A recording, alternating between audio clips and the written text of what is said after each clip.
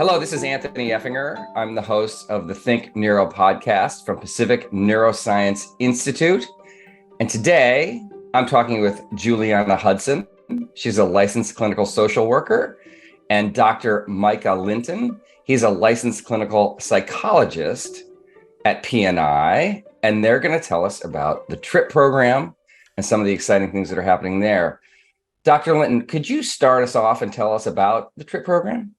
Sure. Well, the TRIP program is really treatment and research in psychedelics. So that's really where the acronym TRIP comes from. And so what we do at the clinic is we do clinical research with psychedelics, both psilocybin, LSD, and other upcoming medicines for FDA approval as part of that process. And so what we do is a lot of assessment for oncoming participants, and then actual carry through with the dosing, follow-up, and protocols for different clinical trials. And we also do ketamine-assisted psychotherapy, which is separate from the clinical trials, but which is aimed at alleviating symptoms of treatment-resistant depression and anxiety, and looking into it for other disorders, including alcohol use disorder. Okay. So for anybody who's familiar with psychedelics and has been around for the last 30 years, to hear somebody say that there's FDA approval in the works for these compounds is might be a shock. What's going on there? Are we really talking about FDA approval, and how far off might that be? I'll be honest, each one of these medicines does have a kind of they're in different stages of unrolling through the whole approval process through the FDA. We tend to really work on phase 2, whether or not this medicine is effective for the target population. And then there's phase 3 and ongoing phases that really happen before that medication is approved and on the market for use by the general public. Okay. What has changed in the last, 5-10 years about the medical establishments and society's, attitudes towards psychedelics? I think we're really starting to develop a large base of empirical evidence that shows the effectiveness of some of these medicines. And for a long time, these have been Scheduled 1, so they weren't able to really get approval to do any research into it. And then several years ago, Johns Hopkins and NYU started conducting some early research into how this could alleviate symptoms of anxiety associated with end of life. And the FDA, I think, perhaps was like, all right, these people have a terminal illness. Maybe what's the harm? And because there was such an improvement, I think they've been able to really look at it as something that is groundbreaking and very interested in learning more about it. So we're part of that process. So it starts with end of life, and then it moves into anxiety, depression, and lots of other things. That's sort of the progression. Yeah, correct me if I'm wrong, Micah, but I really feel like it was end of life and then really, really going hard with MDMA. Like MAPS, if you don't know about it, Multidisciplinary Association of Psychedelic Study, has really been focusing on MDMA for PTSD. So in my knowledge, that was kind of the thing that came out after the Johns Hopkins studies, was this focus on PTSD. And there's been really amazing results from that. And MDMA is really the first one coming down the pipeline that will probably have approval first. Yep. Juliana's absolutely correct. Yeah. Okay. So that's the evolution. I mean, it is striking. I mean, because as you said, some of these drugs are Schedule 1, meaning that they are the most illegal under federal law. And now we're, things are changing quickly with these. Tell us about what both of you do at PNI in the TRIP program. Yeah, well, just like going off one more comment about what you were just saying about just how it's changed in the mainstream, is the fact that 5 years ago, when I would talk about wanting to do this, people would look at me like I was crazy and like a little weird. I would like tell my professors in class that this was what I wanted to do. And, it was happening, but just on a smaller scale. And now when I tell people, everybody knows about it. My super conservative, wonderful parents are super supportive of it. Like, I talk to a lot of professionals, they're supportive of it. It's really cool to see how it's just come into mainstream consciousness in a new way, I think, in the last handful of years. Yeah, that's a giant change. What clued you in to the promise here? What was what was the moment for you, or what was the research that struck you, Juliana? Yeah, I think the first time I ever heard about it was a podcast with Rick Doblin, who is the founder. He's the guy at MAPS. And I knew I wanted to be a therapist at this point. And for me, the things that psychedelics can invoke in therapy are really special. And I didn't even know that was a possibility. So when I heard about it, I was like, oh, I can do therapy with people and also have this really, really deep experience that can bring things up and help people process in ways that hasn't really been done before in this field. So I think seeing what was coming out of MAPS with MDMA and PTSD, which is as everyone knows, PTSD is really, really prominent in this country, especially with veterans and a lot more population. So I think hearing about that and the fact that there was a treatment for that I had never seen before that was this powerful, I was like, that's what I want to do. Micah, did you have a similar introduction, or how did you come to this? I had been attending these forums on consciousness, and they started inviting speakers. And this is probably about 12, 13, maybe even 14 years ago. People like Stan Grof, Roland Griffith, James Fadiman, that really had been working with these medicines a long time ago.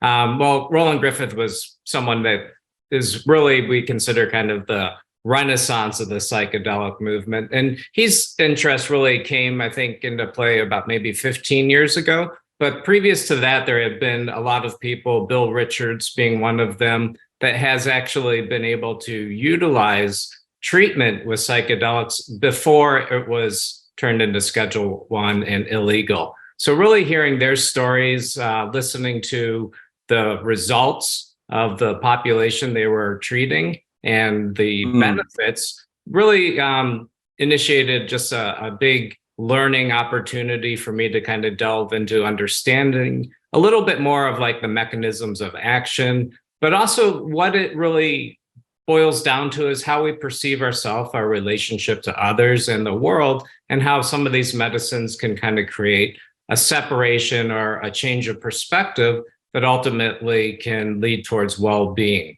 Improved perceptions of oneself, higher levels of confidence, maybe even some resilience, really looking into how this can improve people's quality of life. So tell us about what you do in the TRIP program. What does a day or a week or a month look like?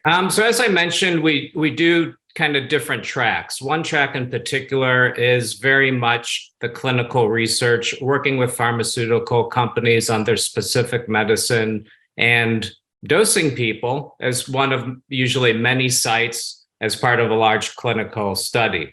The other component of what we do, and we tend to have a couple of days set aside for specifically ketamine treatment. And what we do there is ketamine-assisted psychotherapy. So it's different than just ketamine treatment where someone comes in and gets a dose of ketamine and is sent on their way. Ketamine-assisted psychotherapy is really a therapeutic approach to using ketamine at a state where the ketamine takes on psychedelic type properties or creates that perceptual change that I was alluding to earlier that can really benefit or allow some insights to manifest during the actual ketamine session. And then the other part of ketamine-assisted psychotherapy is really the integration of that material through kind of traditional talk therapy that takes place in between the ketamine dosing sessions. Give us a description of what ketamine is. Uh, so ketamine is not a classical psychedelic. It is considered a dissociative. In high levels, it's used in anesthetics and surgery. At kind of sub anesthetic levels, there's these states. I think maybe some of the street terms could be like K-hole. But we're purposely bringing people into a place where there's a bit of separation from their mental conscious awareness of everyday reality into states of altered consciousness. And we tend to start at a relatively low dose, but still enable people to have that experience. And then through about 6 weeks, increasing the dose and working through the integration, really with the aim of maintaining that increased or improvement in mood and using what we call like kind of behavioral activations, really setting a structure in place for maintaining those positive effects. We tend to see structural changes in the brain. So that is the kind of the goal of capitalizing on the neuroplasticity of both psychedelics and dissociatives like ketamine. So ketamine is legal for this sort of use. This is not a clinical trial. This is therapy. Yes.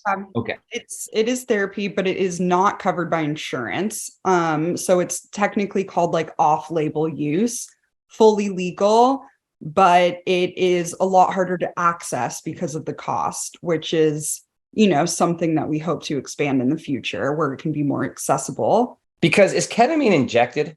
Yeah, there's different routes of administration. We primarily use injections, though we might be exploring some other ways of administration as well. So yeah, they just get poked and then they're off. But there's also lozenges, which is another form of use. And then we also have Spravato, which is a nasal spray. And they have like infusion centers where you would get an IV put in and they would like give you drip ketamine. Okay, so you're sitting with people who are taking ketamine. Tell us how long does that last and what's it like? It's an interesting drug because it really affects everybody really differently. I would say on average, the acute phase of it, so they get struck, we kind of like lead them into a little bit of meditation, read back their intentions to them. We really find intentions and just kind of the pre-work before really important for a good experience. And then within a few minutes, they're going to be in it. They could be completely not conscious of the room that they're in, or they can have more often like a little bit of consciousness. Like if we direct them to breathe deeper, they can listen to that. If they need like someone to hold their hand, we can do that for them. So it can be kind of this twilight state, or it can be like fully they're not here anymore. And that period usually lasts for about like 30 to 45 minutes. And then we'll lessen as time goes on. We're with them after dosing for at least an hour and a half. And when they start to surface again, that's kind of when they start to talk about what they experienced, and we start to process a little bit if it's appropriate, or they're just kind of revealing what's happening and where they're at right then. And what ketamine can do is like really connect us to certain woundings or emotions and have them processed in a way that feels a little bit easier and a little bit more cathartic, and able to really, I always see that just this kind of clarity where people can like latch on to things that might be a little bit harder to latch onto among like all of these different processes happening in the brain. Fascinating. So it doesn't sound like there's might not be a lot of talk during the actual experience, but there's plenty afterward. Is that right? Okay. It can differ substantially. I will say definitely people tend to really, and we do prompt them to kind of go into the experience. And so we provide eye shades. There's a playlist. It's really, we set it up to be conducive to really an inner journey. And again, what we're really looking for is some of these healing factors that come through that kind of psychedelic-esque experience, and also recognizing that there's inherently these antidepressant qualities within the medication itself. So it's a really kind of like capitalizing on those, and then really, how can we start to make changes in our life, formulate healthier relationships? And some of that takes place maybe as someone's kind of coming out of the ketamine experience. They may share a few ideas. We may note those down, but ultimately really digging into that during the integration sessions.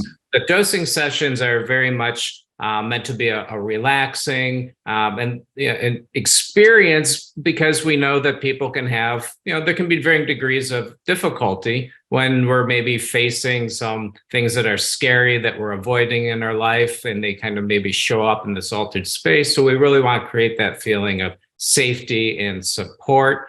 And a lot of that is that therapeutic rapport that we develop even before we dose them with ketamine. So we have kind of a proper intake. We go through a preparation session. We get to know each other really well before we take that journey. Yeah, we should say that this is, I think a lot of people have the impression that some of these compounds are party drugs. And I think for a lot of people out there, they were at one time or are. Sure. We're talking about something completely different here, aren't we? Yeah, our goal is to not go in and have a party to get high, right? Certainly there can be really enjoyable feelings. There can be states of ecstasy. But really in the therapeutic context is like, all right, how do we strive towards more of those in our life? How can we tend to appreciate moments of joy as opposed to having to hold on to that? Being able to let go is really, I think, a big component of the ketamine work itself. One of your colleagues talked about these drugs kind of, if you're in a rut or you're a record and it just is skipping, you can't get around some trauma or some, invasive thought or whatever it might be. And that these things can knock the needle out of that groove and get you, onward with kind of the music, to push the metaphor. Does that resonate for both of you?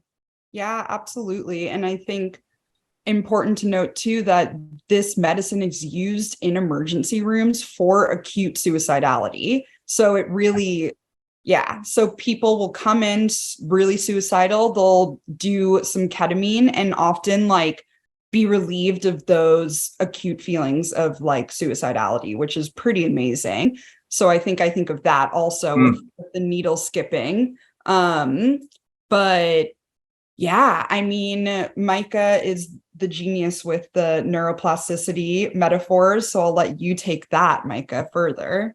Oh, no, I think the analogy was great. We do kind of get into these patterns in life, and we wake up and we kind of maybe have this negative or pessimistic outlook. And how do we move past that? How can we find maybe appreciation of smaller things? How can we maybe reconnect with nature? How can we invite interpersonal relationships to formulate, how can we really just change, right? Would you define that term for everybody, neuroplasticity? So neuroplasticity is a general, concept that the brain continues to change throughout the course of our life, depending on our different experiences. I believe the old school of thought pretty much was behind this idea of, all right, you're born. These are the amount of neurons. These are the, what would you describe, activity between the neurons, and that's where you are. However, we now realize that our brain is always changing to a certain degree. Even things like personality traits are not set in stone, but oftentimes through experiences, positive experiences that correct negative experiences, we learn to trust ourselves and maybe others more, and that can really open up a new world of possibilities. Yeah, I think that's absolutely accurate. When I was, in college, it was sort of like, okay, you have as many brain cells as you're going to have now as you'll ever have. They're dying off every day. This thing is just basically in decline, and there's no changing it. And that just isn't the case, as we're learning, right? There is a possibility for change and restructuring. There's certain things that happen with, classical psychedelics and even ketamine that promote the, say, BDNF or brain-derived neurotrophic factors. And this is something that, in combination with, activities, we can really see. It's kind of like the catalyst of change, right? So it's kind of initiating the right nutrients. And then I always think that, it's kind of up to us to continue the watering. Wait, what's the catalyst there? Are the psychedelics the catalyst, or is for BDNF, or is BDNF the catalyst? Which I missed the. From my understanding, and believe me, I'm not a neuroscientist, but it's something I'm very interested in, is a lot of these medicines initiate changes in the brain that include changes in neurochemicals, which basically start to open up channels of synaptogenesis, or the ability for neurons to start to exchange information. And these can be in different patterns than, say, previous thought cycles. So depression we look at as kind of like the brain taking a shortcut, like here's stimuli and here's negative reaction. And so what we're trying to do really is say, okay, here's stimuli. We're aware of the stimuli.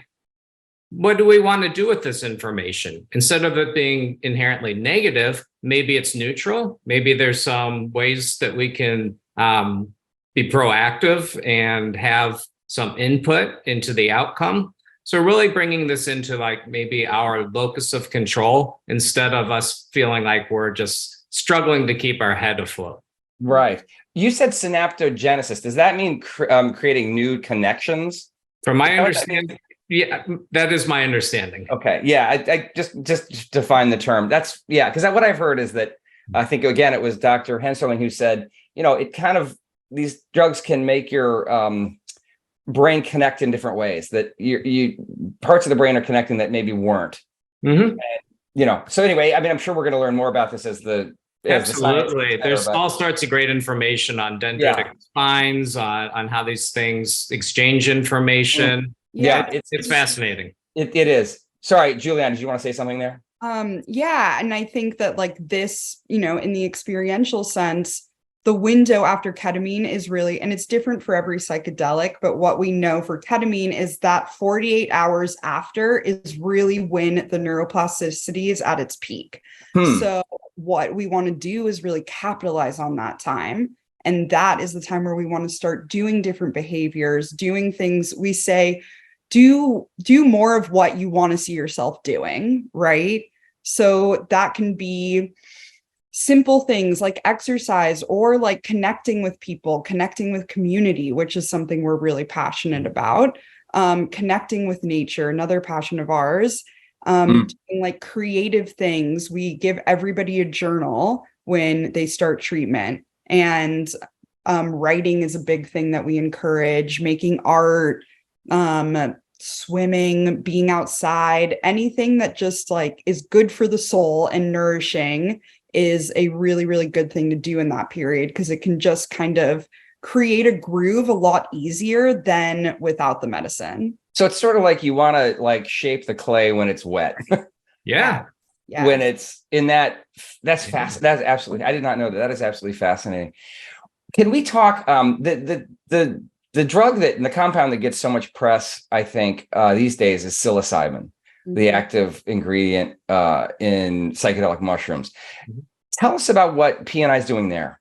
So we have done 2 clinical research studies using psilocybin. The first one was investigator initiative. That was something that Dr. Heinzerling and Dr. Dan Kelly had really put together, and the focus was on visual healing for alcohol use disorder. So it really wasn't saying like, does psilocybin work for alcohol use disorder? Is really looking at like how to augment, or maybe even provide more of a relaxed state before the psilocybin experience. And would that translate into maybe deeper levels of mystical experiences? Would that translate into maybe more insights into avoiding alcohol use? And so that was kind of just an investigator. We put that together. And then we've also done a specific study for a pharmaceutical company that produces psilocybin. And we were looking at that for major depressive disorder. Okay. And can you compare sort of what you see with patients who are using ketamine to those who are using psilocybin? Yeah, I mean, just from my own perception, and Micah could speak more to it, is first of all, psilocybin is a lot longer. So ketamine, as we said, the acute effects may be like 45 minutes. With psilocybin, it can be up to like 7 hours. So just like the whole experience is more drawn out. There's more content that happens. Tends to be more visuals, though that can happen in ketamine too. And yeah, I just think the extended period of like the come up and then the peak and then the come down, and they can they tend to not fully be out of their bodies. So they can kind of like go in and out of it a little bit more. It is not a dissociative. So people might feel more in their bodies and might feel like energy in their bodies moving really intensely and wanting to go more with that. There's quite a few differences for us, because we have pretty much a treatment program for ketamine that is of our design, where oftentimes when we're working with these clinical studies, we're following a specific protocol. And so often there's, say, a placebo involved in a protocol, and we may or may not know if this person got an active medicine. So there are some different variables at play, but from people's reported or subjective experiences, there can be some, as Julianne mentioned, some people do have more of like visual imagery with ketamine, but I would say with psilocybin, it's much more common, much more frequent. Again, there tends to be the use of eye shades and music in the room, and often people use that as kind of a guide, just like going into ourselves, going deeper, using the music to kind of just soothe, to follow along with the music. The idea here, again, is a deep dive inside, as opposed to like, oh, wow, there's stuff in the room is changing, or the ceiling tiles waving. We don't really want to get distracted with this external stimuli. We're really looking to go inwards. So there are some similarities, and the reported differences, I think, are very much, as Julia mentioned, the length of time and kind of that ability to come back into the body versus being maybe with ketamine for the 20 or 40 minutes really immobilized. And now a message from our sponsor. The Think Neuro podcast is brought to you by Pacific Neuroscience Institute Foundation, a nonprofit 501c3 organization. If you're inspired by what you hear and wish to support our mission of education through innovation, please visit pacificneuro.org/foundation.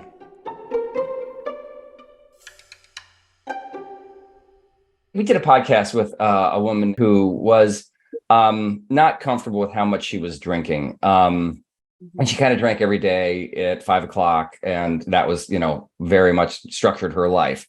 And she did 2 psilocybin sessions at PNI and has not had a drink since. I know we don't know exactly what's going on here, unless there's some research I haven't seen. But why do you think that happens? Because this has happened for a lot of people, right? With substance abuse, it's 1 or 2 experiences and they're done, which is unheard of, right? For people especially for more severe alcoholics. But I understand that is happening. Right. I know you're kind of probably theorizing here, but why do you think that works? Well, I think it goes back to what we were talking about earlier of just like knocking the grooves a little bit, right? Or like knocking the needle on that record to get it into a new place. It's really, the perspectives and the experiences that people have on these medicines are completely novel to most people. They're seeing the entire world, their entire perception of self in a completely different way. They often will have spiritual, mystical experiences where they feel really connected with everything. And I think of addiction often as a disease of separation and feeling like disconnected from others and wanting to disconnect from yourself. And what these medicines can do is really bring in a sense of connection, a sense of seeing the world with a little bit more magic, a little bit more life in it. That I think can really change somebody's perception and desire to continue the addiction process of separation and seeing that like there are things in life that are really beautiful and amazing and that we can connect with in a way that our drugs and alcohol can't do. Yeah. So it's a really profound kind of reframing. Yes. And I would have to say, with ketamine, that is something that we are very cautious about, right? Because certain things like ketamine can have some opiate-like qualities for the experience. So that may not be the best route of action for someone that, has an addictive, addiction in other areas. We just really, need to look into that deeply, because some of these things are probably accessible, on the street, and there you're dealing with like a whole other safety concern with the fentanyl showing up in places. So we really want to be mindful about who we're treating. We are addiction specialty clinic. Juliana and I actually have recovery meetings we host together on Mondays for groups. And so, it is something that is really at the top of our mind. However, at this point, we cannot, legally treat someone with alcohol use disorder with psilocybin or LSD yet. But maybe if the evidence shows that this is a really, positive outcome with some of these medicines, I think it will be wonderful. Yeah. And I'm right, though, that the data are strong here, right, on psilocybin and addiction. More and more, that's where the evidence is indicating. Yes, absolutely. Yeah, absolutely. Yeah. And I think important to say too is that we still have to look at more of the long-term benefits as well. I think that there are people doing that, but we don't know if somebody might be good for a year and then might need more medicine, or we just don't know yet. There are a lot of factors. Mm-hmm. What we do see is these initial results are really promising and exciting. And I think also goes into the importance of set and setting, which, you'll hear a lot about if you're in the psychedelic circuit. But just thinking about it compared to, a party festival experience, the set that you come in with, which is the mindset, is really, really essential. So if you're going into a party situation and just want to have fun, that's one intention. Could be really fun. Healing for the psyche, maybe, but probably not as much if you're going into a session that's curated for healing and curated for insight and growth and support. And we are really passionate about providing a safe setting where somebody can experience those things and have people there for them that they know will be there for all of their needs. They need water, we'll get it for them. They need a handhold, we can do that. They need us to just kind of talk to them or help ground them, we can do that. And I think just knowing that you're in that setting promotes a kind of ability to let go and surrender that is not going to be the same if you're just at a friend's house with someone you don't really know super well, and then you're taking drug, just the whole thing. It's just really different. Yes, absolutely. I want to just get a little wonky for a minute. Sure. When you do the psilocybin session, you have people wearing eye masks, correct? Yes. And you have music. Mm-hmm. And what I've heard is that those two things are really important for from some physiological reasons. I understand that the receptor that psilocin, the byproduct of psilocybin, bonds to are visual. There's some visual receptors, and that if you take that away, the drug will act more on other receptors, and you'll have a more profound experience because you're sort of taking away that distraction. Does that sound correct? I think there's definitely a lot of things that are happening once we start to limit the stimuli externally, right?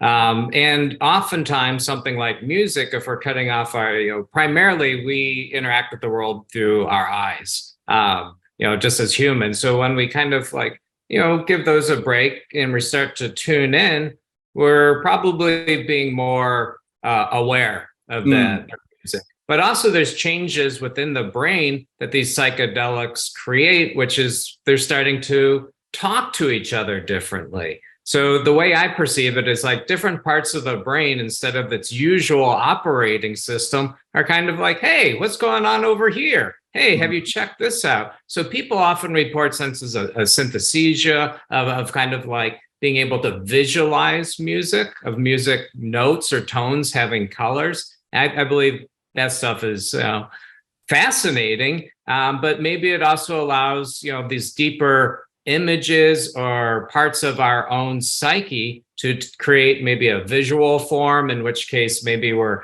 interacting with an element or an archetype of thoughts, feelings, and emotions that we typically avoid. And maybe instead of, shying away from that, kind of leaning into it or meeting it with curiosity, we're actually healing deep wounds or being able to hold those heavy thoughts in a way that is okay. Instead of being fearful, maybe it's acceptance, or being able to really let go of that fear and be able to say like, okay, as a human, these are feelings and emotions that are part of that experience. I don't have to reside here all the time, but I don't necessarily have to avoid it either. Maybe I can find this kind of place where I can return to that's a bit of a neutral grounding area, and appreciate moments of joy and recognize there are moments of sadness. I think a lot of people who hear about psychedelics also hear about bad trips.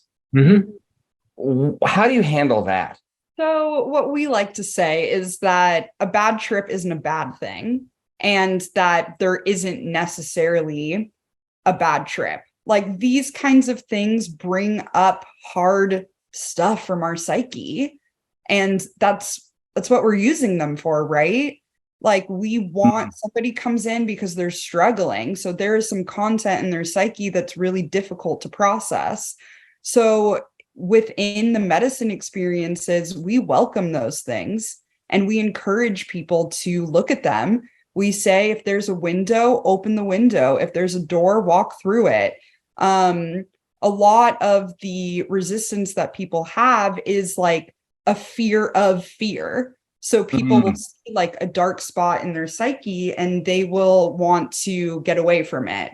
And what is really, really helpful about having guides in this situation that are trained for this is that if we feel that they're experiencing that kind of moment, we can help them just kind of relax and accept and surrender and go into it, rather than pushing against it, which is actually what creates what I would perceive as the bad trip, is resistance to that material, because it's scary.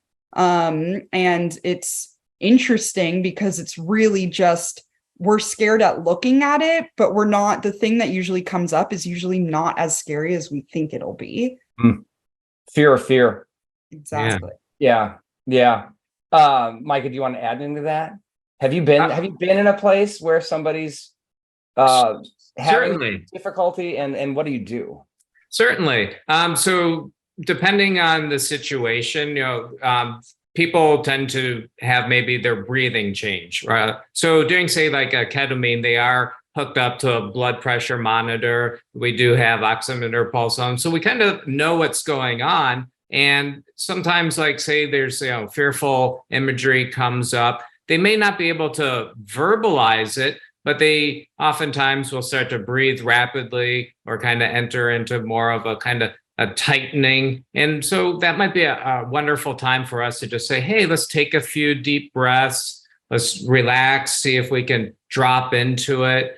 Just kind of maybe some simple words of encouragement, but we really don't want to interfere with the process too much. If someone is actively trying to leave the room, or, oh my gosh, I've got to get out of here, that in particular for our clinical studies is not part of the protocol. So we really do need to calm them down. We do have rescue medications on hand if anything became really severe. But Juliana is absolutely on target. If we can actually get someone to start to look in and face those fears instead of avoiding it, the therapeutic healing potential is huge, I think. Yeah, I can imagine. So you're also doing some trials with LSD, is that right? That is correct. We're doing one. We're one of 20 sites, I believe, working with LSD for generalized anxiety disorder. Wow. Again, like as somebody who, grew up in the 80s, I never thought I'd hear somebody say that. Yeah. Why is there reason to think that LSD would be any better than psilocybin, or what, what's driving that? I think that's really where a lot of the interest is. Sorry, Juliana, feel free to jump in, but I think that's where a lot of different, pharmaceutical companies, a lot of researchers, a lot of therapists are curious. And so I believe right now it is that time to kind of say, what is going to work? Yeah, I mean, I think important to note too is that like LSD was the medicine that was the focus of research when this stuff was happening in the 60s. Like that was the drug, which is probably also why it's taken us a bit to get back to it, because there's so much stigma and misunderstanding about it. People will often say to me like, oh, I would do psilocybin, but LSD, no way. And it's like, well, I mean, they have a lot of similarities. They have a lot of similarities. Yeah. So I think that like we don't really know what all of the differences are yet, and what the, one benefit of one that maybe the other one doesn't have. But I think that it's exciting because we already know that LSD can help us. We already have research from people who have been doing this work forever in the 60s and 70s about LSD. So I really think that it's just a continuation of the knowledge that we already have and putting it into our current paradigm and, proving it through the tools that we have now. I would have to say, in particular with alcohol use disorder, LSD in the 50s and 60s had a lot of really positive results. But the studies themselves might not have been conducted at the standards that we require now to really have, like, say, FDA approval. So there is kind of this need to revisit and really specifically target treatments for specific disorders to collect enough data to say, all right, this works because of A, B, and C. And this one is a little bit better for this disorder because of other factors, right? Yeah, I think you're absolutely right. I think, I'm up here in Oregon where we legalized psilocybin for supervised use, the first in the country to do so. And we're rolling that out now. And I think there's a perception that mushrooms are this natural thing that, would, kind of fit in the apothecary next to, like, I don't know, all the herbs, and there's a perception still even here that, LSD is a much different ball game. So yeah, I think that's the one that has the most stigma. But I mean, look, it's I just can't believe what a turnaround this is. There's a little bit of a difference on our end as far as like dosing time. As we mentioned, ketamine is that's about a 2-hour period of time where we're with a patient. For clinical trials, they're participants as opposed to patients, but psilocybin, somewhere around 9 hours. Currently, we're allocating 12 hours for LSD. So there might be some differences in the length of time of that person's psychedelic experience. And then what's interesting too is our current study is there's different dosages of LSD. So part of the study is finding out which dose maybe is appropriate for generalized anxiety disorder. Sure. Yeah, I mean, LSD's much more of a commitment at that with that time period in mind. It's fun to sit for LSD, and fun. You'd think that 12 hours would be torture, but it's like it's pretty cool. Like, why do you say what happens? I think we all so the way that the room is set up is that it's very cavey. The windows are closed, or the blinds are closed. We usually have like maybe 1 or 2 lights on, and that's it. And then we have music playing, and it just becomes this very intimate space. And I almost feel like it kind of goes in phases. Like you have the beginning phase of them taking the medicine, and then we're all kind of like, we don't know what's going to happen. And then like the phase where, the middle part and the peak, and then the coming down. And it becomes this very just kind of like womb like space, where we all get to know each other pretty well, even if we're not talking a bunch, just like being in each other's energy. And it almost is like its own mystical experience in itself. It feels very like dreamlike. And it's cool, I think, as clinicians, which me and Micah, we've talked about before, of just to be able to sit with a participant for that long is just really special. Like when I was doing a lot of psilocybin sessions and then went back to just like regular hour talk therapy, I'm like, we don't have enough time for this. Like we need so much more time. Just to be able to be with someone for that long is really not normal and really cool.